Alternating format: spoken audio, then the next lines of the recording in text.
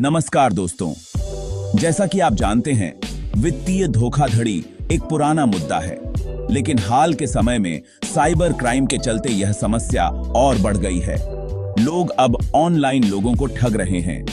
इस स्थिति को देखते हुए भारत और कई अंतर्राष्ट्रीय एजेंसियां मिलकर इस समस्या से निपटने का प्रयास कर रही हैं। ध्यान देने वाली बात यह है कि साइबर क्राइम केवल भारत तक सीमित नहीं है, बल्कि यह पूरे विश्व में फैला हुआ है। हाल ही में भारतीय सीबीआई और अमेरिकी एफबीआई ने मिलकर एक बड़े साइबर फ्रॉड नेटवर्क का पर्दाफाश किया है। यह नेटवर्क दिल्ली और गुड़गांव के साइबर सिटी में स्थित कॉल सेंटर के माध्यम से वैश्विक स्तर पर धोखाधड़ी कर रहा था। इस ऑपरेशन में 43 लोगों को गिरफ्तार किया गया है और इस नेटवर्क ने अब तक $20 मिलियन से अधिक की धोखाधड़ी की है। सीबीआई और एफबीआई के संयुक्त ऑपरेशन को ऑपरेशन चक्रव्यूह नाम दिया गया है, जिसमें अंतर्राष्ट्रीय एजेंसियों ने भी सहयोग किया है।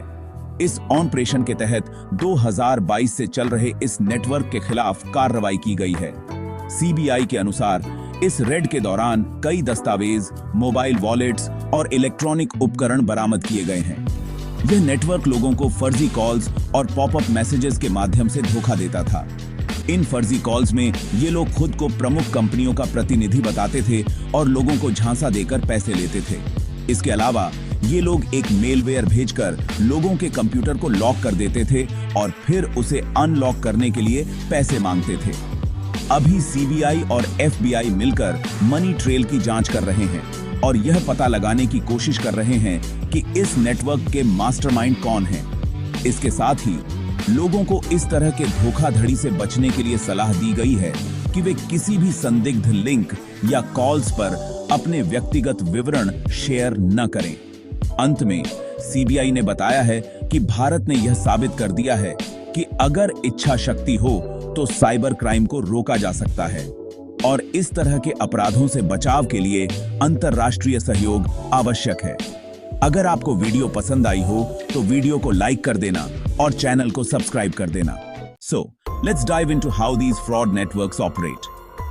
First, they identify potential victims through various means, such as phishing emails, fake websites, or even social engineering. Once a target is identified, they employ sophisticated techniques to gain access to personal information. This can include malware, keyloggers, or even direct manipulation of the victim. It's quite alarming how organized and methodical these operations can be. Now, let's talk about the ongoing investigations. Law enforcement agencies across the globe are working tirelessly to track down these cyber criminals. They use advanced technology and international cooperation to trace the origins of these frauds. It's a challenging task, but progress is being made. And for some advice, always be cautious with your personal information. Use strong, unique passwords for different accounts and enable two-factor authentication wherever possible. Be wary of unsolicited emails and never click on suspicious links.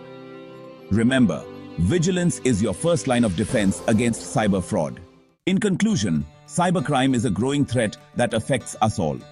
By understanding how these fraud networks operate and staying informed about current investigations, we can better protect ourselves. Always stay alert and don't hesitate to report any suspicious activity. Together, we can combat this menace and make the digital world a safer place for everyone.